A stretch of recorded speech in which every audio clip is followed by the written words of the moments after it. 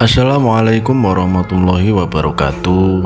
Batur-batur dimanapun kalian berada, kembali lagi bersama saya Ibra di channel YouTube Ruang Singo.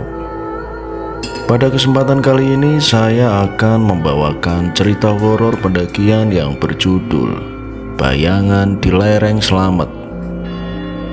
Sebelum kita mulai ceritanya, jangan lupa subscribe terlebih dahulu, like videonya dan juga nyalakan tombol loncengnya agar kami semakin semangat membuat konten cerita horor dan channel ini semakin berkembang. Raka duduk di depan meja kerjanya, menatap layar komputer dengan mata yang mulai lelah. Sejak pagi ia telah mengedit video vlog pendakian terakhirnya di Gunung Rinjani.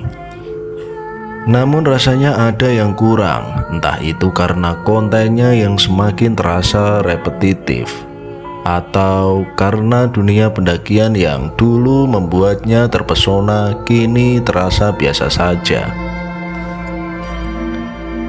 Dulu setiap puncak gunung yang ia daki menyimpan cerita baru dan petualangan yang tak terlupakan. Tapi kini ia merasa seolah-olah sudah tak ada lagi yang baru untuk dijelajahi. Di ruang kerjanya yang sederhana, dikelilingi oleh peralatan kamera dan perlengkapan pendakian, Raka berusaha menemukan ide baru. Suasana kantornya yang sepi dan terkesan monoton membuat pikirannya semakin kacau. Tiba-tiba ponselnya berbunyi, sebuah pesan masuk dari Bayu, sahabat sekaligus editor yang selama ini bekerja sama dengannya. "Bro, ini aku udah ngerjain beberapa bagian video yang kemarin, tapi kok rasanya nggak seperti biasanya ya. Kontennya datar banget. Mungkin kita perlu ide baru gitu ya." Raka terdiam sejenak membaca pesan itu. Bayu benar. Dalam beberapa bulan terakhir, meskipun jumlah pengikutnya terus bertambah, ia merasa seperti terjebak dalam pola yang sama. Konten pendakian alam meskipun indah mulai terasa tidak lagi memberi kepuasan pribadi. Raka membalas pesan Bayu, "Iya, aku juga ngerasain hal yang sama. Aku butuh sesuatu yang lebih menantang, kayak sesuatu yang berbeda dari biasanya." Kemudian Bayu membalas pesan Raka, "Kamu pernah kepikiran gak bikin konten yang lebih menyeramkan gitu atau suasananya horor? Gabungan keindahan alam sama cerita mistis, misalnya kayak gitu. Bisa jadi viral loh." Raka terkejut, ide itu datang begitu saja tanpa disangka. Sudah lama ia berpikir untuk menggabungkan elemen mistis ke dalam kontennya, tapi ia selalu merasa ragu. Gimana kalau gagal? Tapi kalau nggak dicoba nggak ada yang tahu kan. Lagi pula aku udah bosen dengan konten-konten yang datar kayak gitu, pikir Raka dalam hatinya. Namun Bayu selalu bisa memberi perspektif yang baru.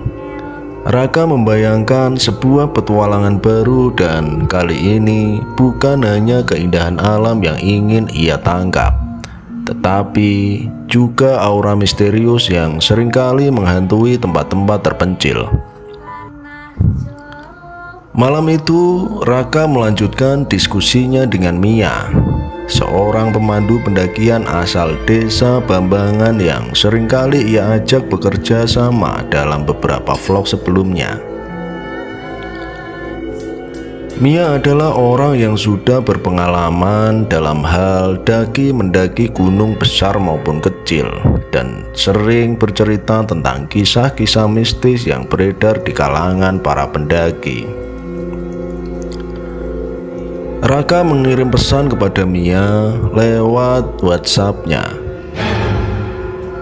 "Mia, aku lagi mikir untuk bikin vlog dengan tema yang lebih mistis, tentang gunung-gunung yang punya cerita seram gitu. Kamu paham kan? Selama ini kita cuma capture alamnya aja. Sekarang aku pengen mencoba yang lebih menantang." Selang beberapa lama kemudian, Mia membalas chat dari Raka. "Mistis ya? Kalau mau beneran seru, Gunung Slamet tuh pilihan yang tepat. Di situ banyak cerita-cerita aneh.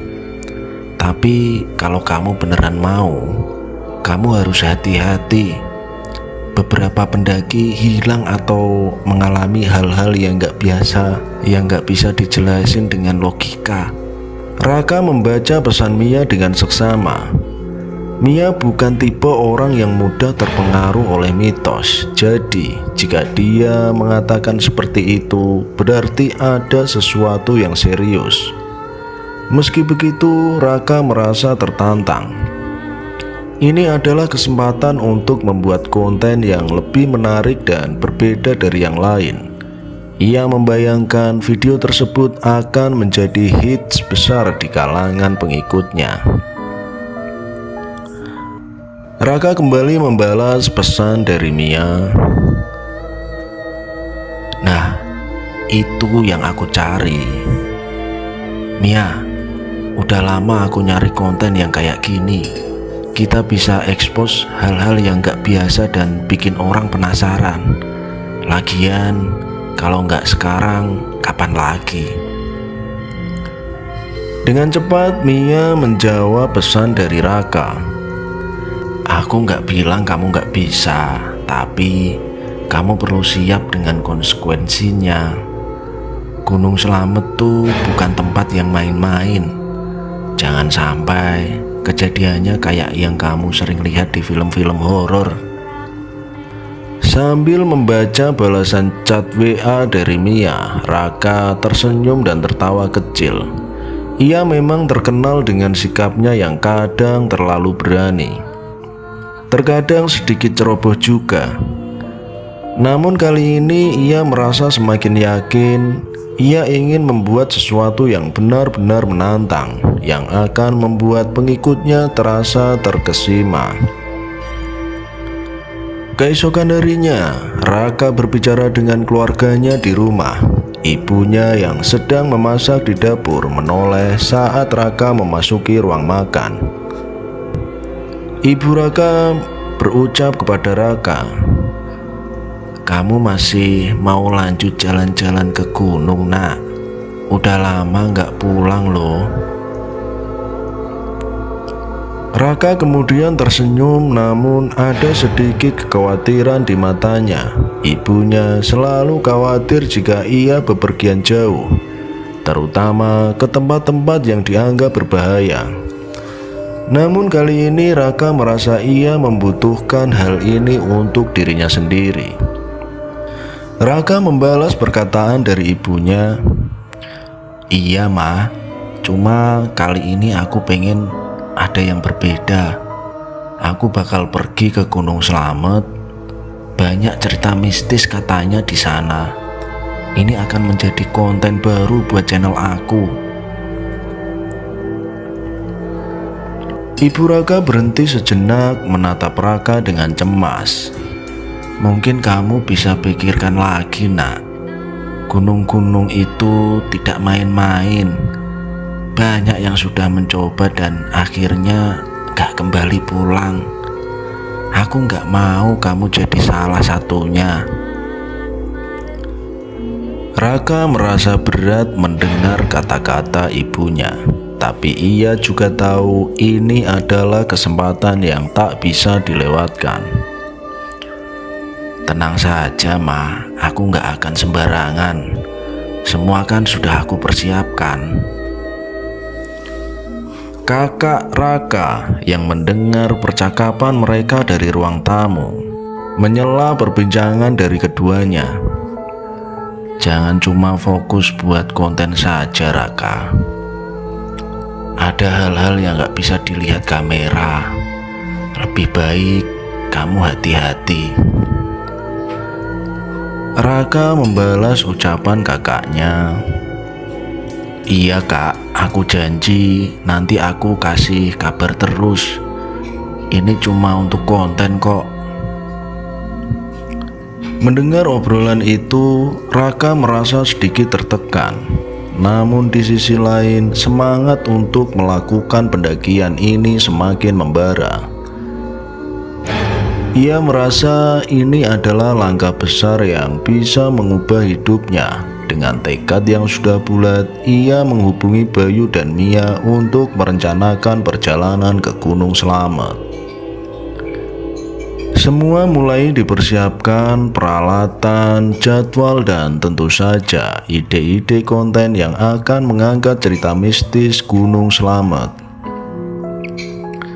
Dengan semangat yang baru, Raka siap menghadapi tantangan terbesar dalam karirnya sebagai seorang konten kreator.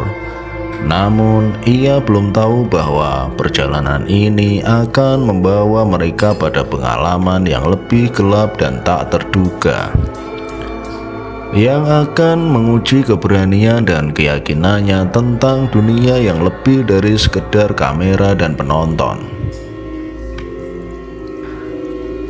Basecamp Bambangan adalah titik awal yang populer bagi pendaki Gunung Slamet. Suasana di sana malam itu terasa berbeda. Meski ramai oleh para pendaki lain, hawa dingin yang menusuk tulang membuat Raka merasa tak nyaman.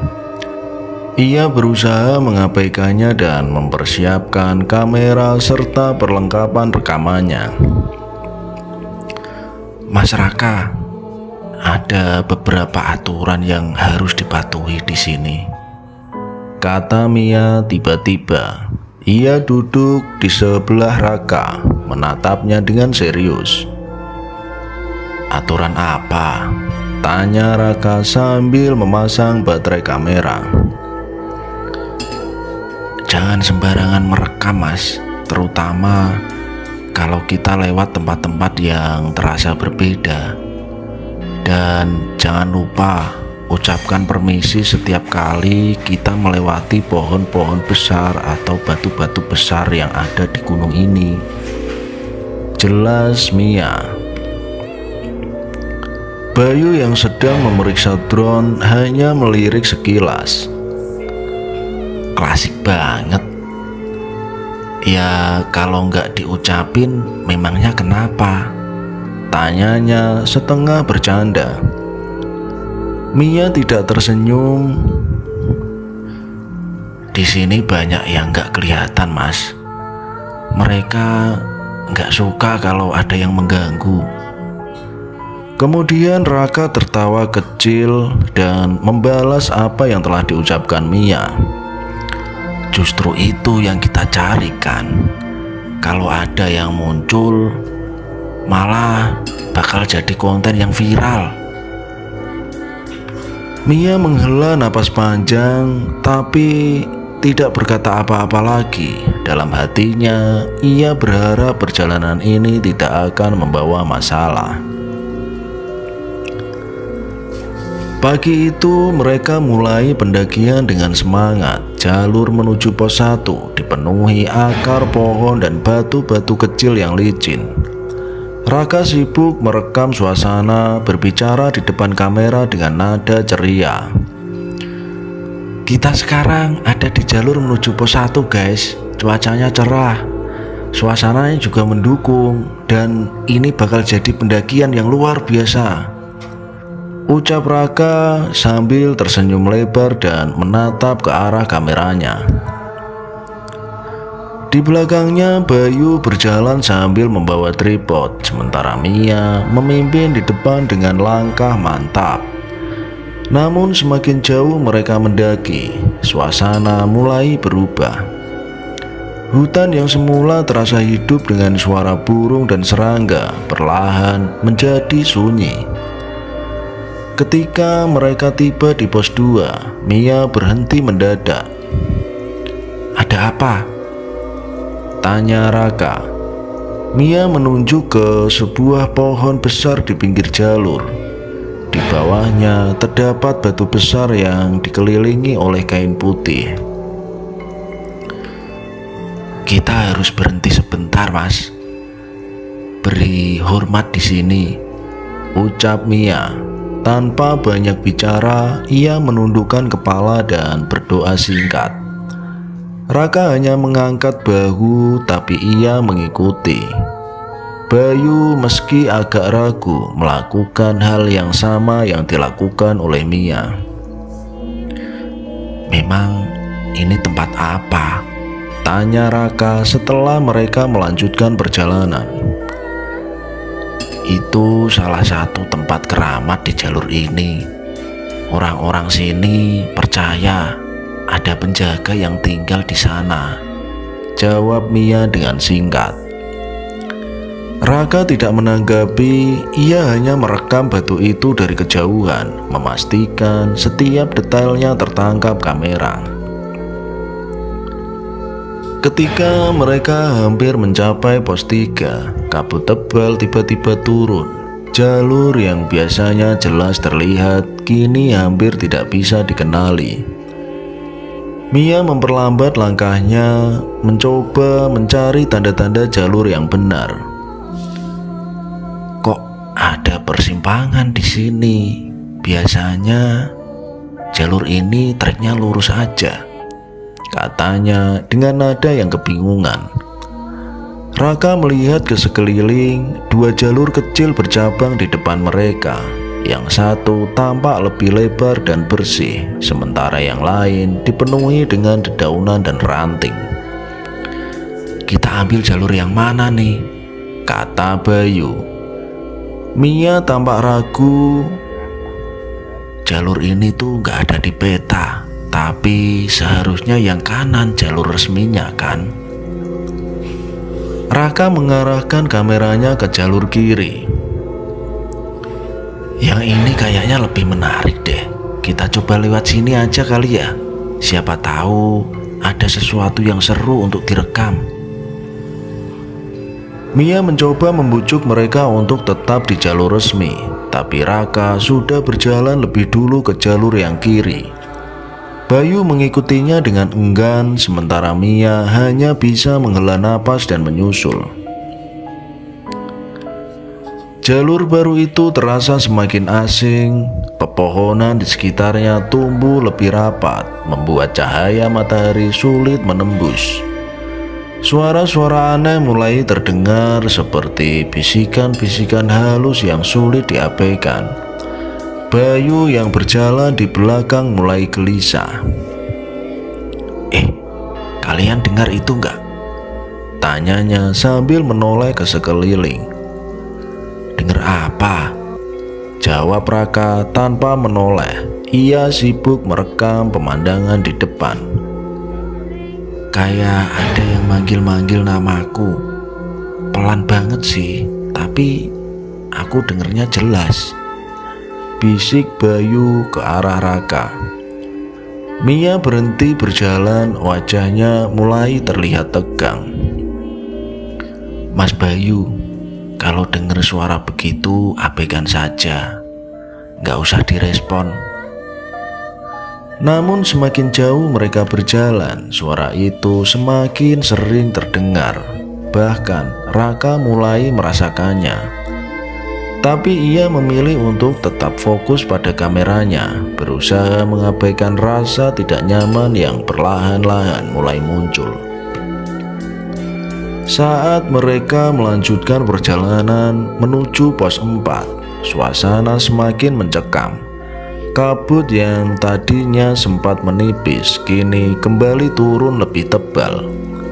Mia mulai menunjukkan tanda-tanda kelelahan, namun ia tetap mencoba memimpin dengan tegar. Di Di sisi lain, Bayu terlihat semakin gelisah. "Mas Raka, aku kayak lihat bayangan tadi di belakang kita," katanya sambil mempercepat langkah mencoba lebih dekat dengan Raka dan Mia. "Bayangan apa? Mungkin pendaki lain," jawab Raka yang masih sibuk dengan kameranya. "Enggak, ini beda. Tinggi banget. Enggak mungkin manusia biasa itu," ujar Bayu dengan nada bergetar. Mia langsung menghentikan langkahnya. "Mas Bayu, jangan bicara sembarangan. Tetap fokus, terus jalan aja ya," katanya dengan tegas. Namun tak lama kemudian Bayu benar-benar hilang dari pandangan. Ketika Raka dan Mia menyadari hal itu, mereka segera berbalik dan memanggil-manggil nama Bayu. Tidak ada jawaban, hanya suara gemerisik dedaunan yang terasa semakin aneh. "Loh, kamu lihat Bayu enggak?" kata Raka dengan panik. Mia menjawab, "Aku juga gak lihat tuh. Bukannya dari tadi dia ada di belakang." Mereka berdua kemudian panik dan saling pandang satu sama lain, tapi raut wajahnya menunjukkan ketakutan. Mereka berdua berjalan perlahan mencoba mengikuti jejak kaki Bayu. Namun jalur yang mereka lalui semakin tak dikenali. Di tengah keheningan terdengar suara samar yang seperti suara Bayu. "Mas Bayu, kamu di mana?" teriak Raka. Suaranya menggema di antara pepohonan rapat yang kini terasa lebih asing. Suara gemerisik dari arah depan membuatnya semakin yakin Bayu ada di sana. Mia yang biasanya tenang tampak semakin gelisah. "Mas Raka, jangan buru-buru. Suara itu kan belum tentu suaranya Bayu," katanya menarik bahu Raka agar berhenti untuk menuju ke suara yang ia dengar. Namun Raka tidak peduli. Konten mistis inilah yang ia cari selama ini, dan menemukan Bayu sambil merekam semua peristiwa ini akan menjadi video yang viral yang tak akan bisa terlupakan. Ia terus maju membuka jalur dengan ranting-ranting tajam menggores lengannya. Mereka tiba di sebuah area terbuka dengan batu besar yang berada di tengah-tengah. Bayangan seorang lelaki berdiri diam menghadap ke arah batu itu. "Yuk, Bayu," panggil Raka. Bayu menoleh perlahan, wajahnya kosong, matanya seperti tanpa jiwa. "Kalian gak boleh di sini," katanya dengan suara yang terdengar berat seperti bergema. Mia segera menarik Raka menjauh. "Mas, ini bukan Mas Bayu lagi," bisiknya dengan panik. Raka mencoba melawan, namun tiba-tiba angin dingin menerpa mereka dengan kencang. Di atas batu besar itu muncul sosok perempuan tua berambut panjang, mengenakan pakaian serba hitam. Wajahnya penuh kerutan dan matanya menatap tajam ke arah mereka. "Keluar dari sini kalian!" Suara itu terdengar seperti memerintah, bergema di seluruh penjuru hutan. Dengan penuh rasa takut, Mia menarik Raka menjauh dari area tersebut. Bayu yang tadi berdiri diam kini tiba-tiba menghilang dalam kabut tebal. Mereka terus berjalan tanpa arah, berusaha menjauh dan semakin jauh dari lokasi itu. Setelah beberapa jam, mereka akhirnya sampai di jalur utama. Matahari mulai terbenam dan mereka berhasil mencapai pos 3. Namun suasana di sana tak kalah mencekam.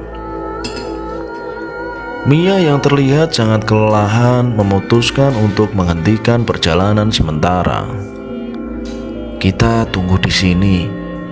Kalau malam turun gunung agaknya lebih berbahaya deh," ujarnya dengan napas yang terengah-engah. Mereka mendirikan tenda di pos 3, namun malam itu Raka tak bisa tidur. Ia memeriksa kameranya, berharap ada rekaman yang dapat menjelaskan apa yang sebenarnya terjadi. Namun hasilnya lebih mengejutkan dari yang ia bayangkan. Dalam salah satu rekaman, ia melihat Bayu berjalan sendirian di jalur, berbicara dengan sesuatu yang tak terlihat. Bayu tampak tersenyum lalu menunjuk ke arah kamera sebelum rekaman itu tiba-tiba berhenti.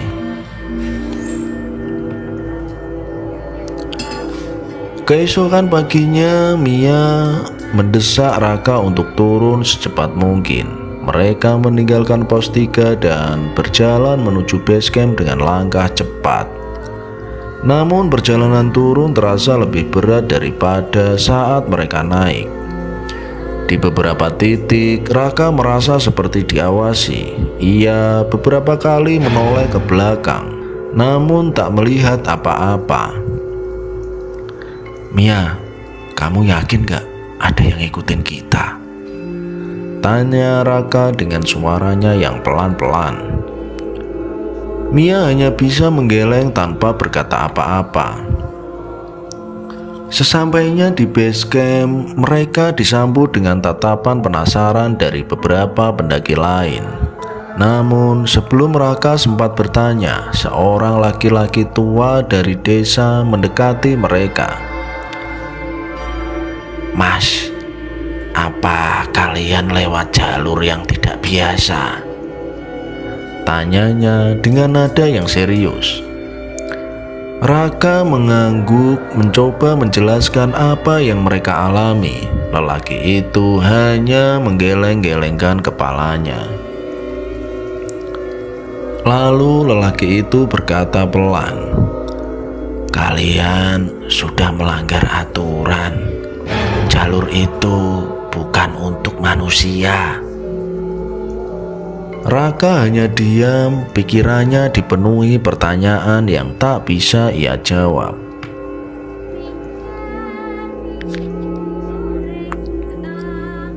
Setelah kembali ke Jakarta, Raka mencoba mengedit rekaman yang ia dapat selama pendakian. Ia berharap menemukan sesuatu yang bisa menjelaskan kejadian aneh itu, sekaligus menyusun cerita yang menarik untuk kontennya. Namun semakin ia menonton rekaman itu, semakin banyak hal aneh yang ia temukan. Ada sosok bayangan yang muncul di beberapa klip, padahal ia yakin tempat itu kosong saat ia merekamnya. Dalam salah satu video, ada suara perempuan yang memanggil namanya, meskipun saat itu ia bersama Mia dan Bayu. Suara itu terdengar jelas membuat bulu kuduknya merinding. Puncaknya adalah klip bagian terakhir. Dalam video itu, Raka melihat dirinya sendiri sedang berbicara dengan seseorang yang tidak terlihat. Ia mendengar suaranya sendiri berkata, "Kita akan kembali lagi ke sini," dengan senyuman lebar di wajahnya. Namun Raka pun tidak ingat bahwa dia pernah mengatakan hal itu. Raka memutuskan untuk tidak mengunggah video itu. Semua file yang ia simpan akhirnya ia hapus. Namun kejadian di Gunung Slamet terus menghantui pikirannya. Bayu yang hingga kini masih belum diketemukan menjadi misteri besar. Polisi dan tim SAR yang melakukan pencarian tak pernah menemukan jejaknya. Mia berhenti menjadi pemandu pendaki setelah kejadian itu.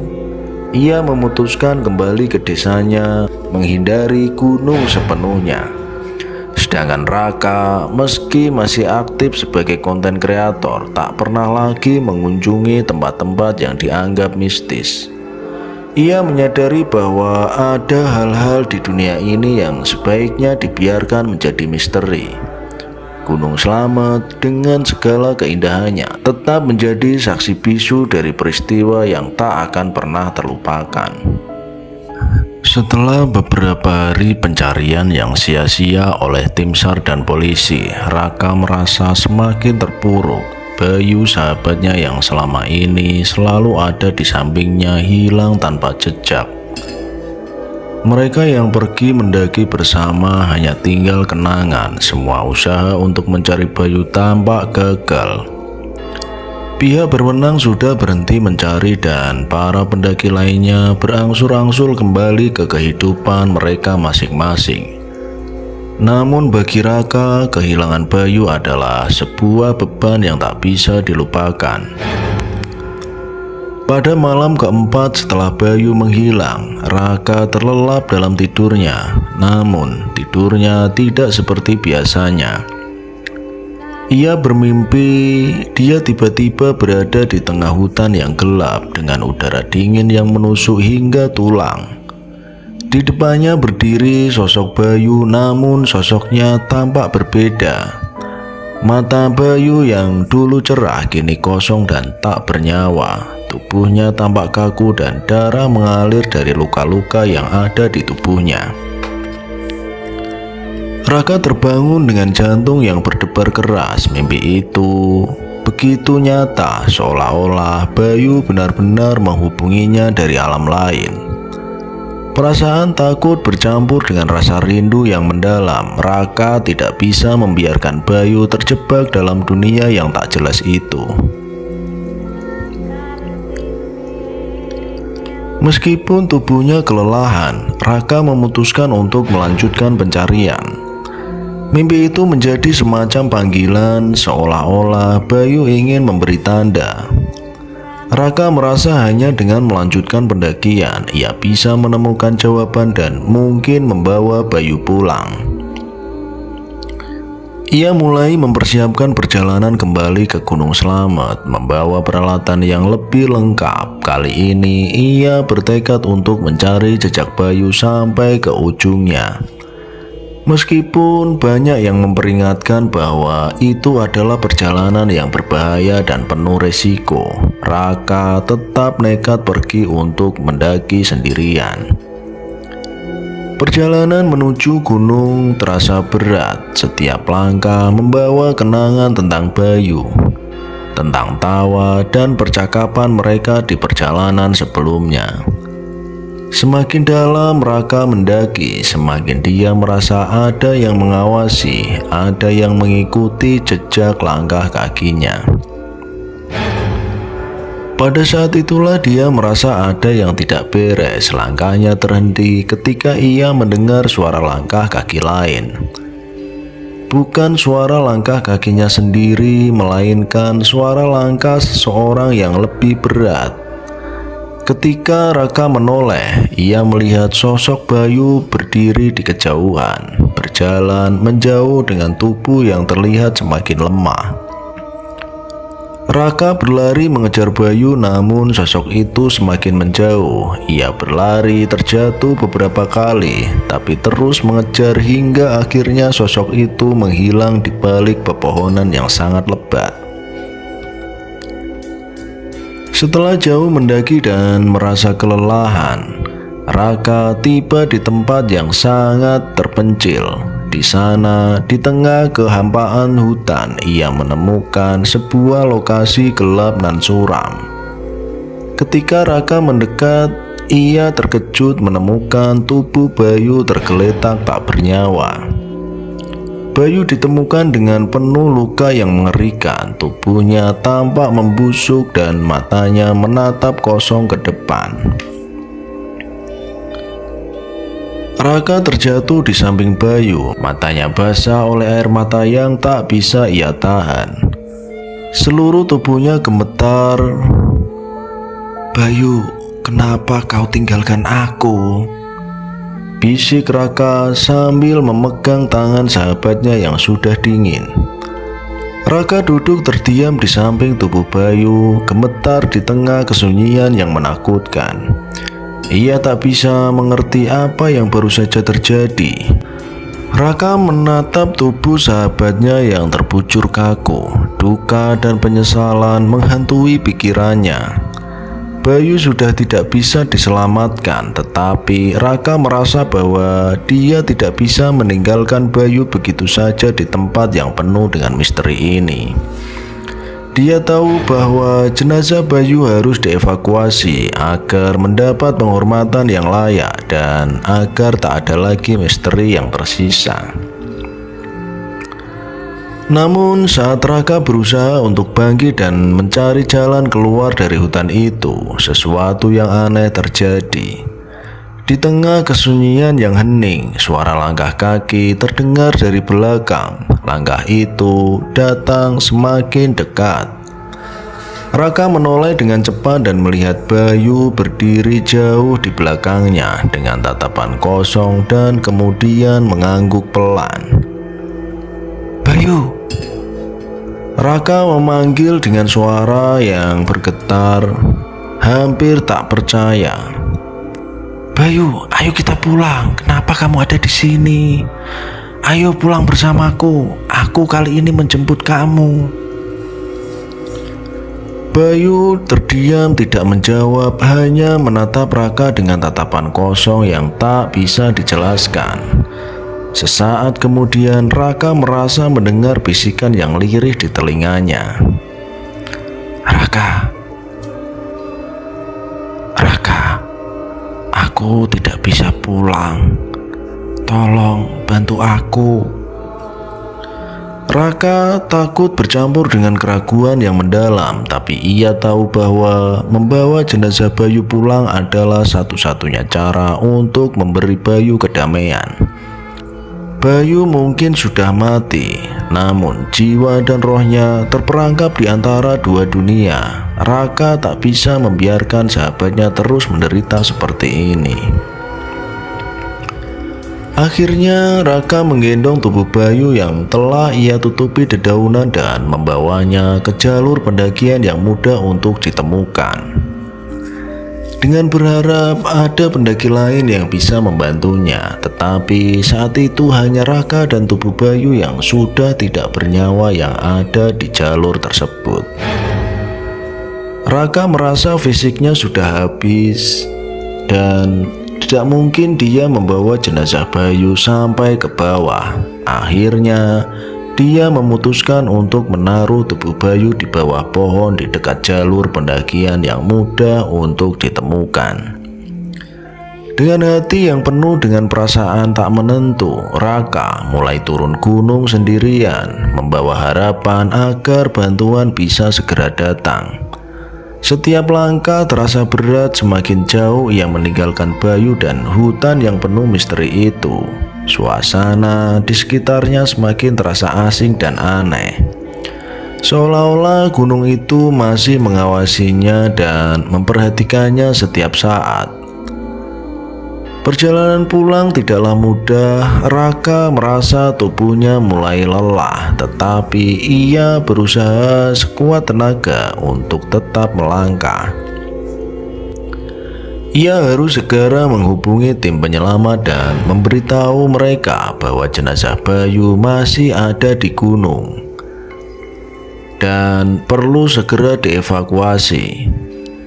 Raka tahu meskipun ia berhasil keluar hidup-hidup, perasaan terperangkap di gunung itu akan menghantuinya selamanya.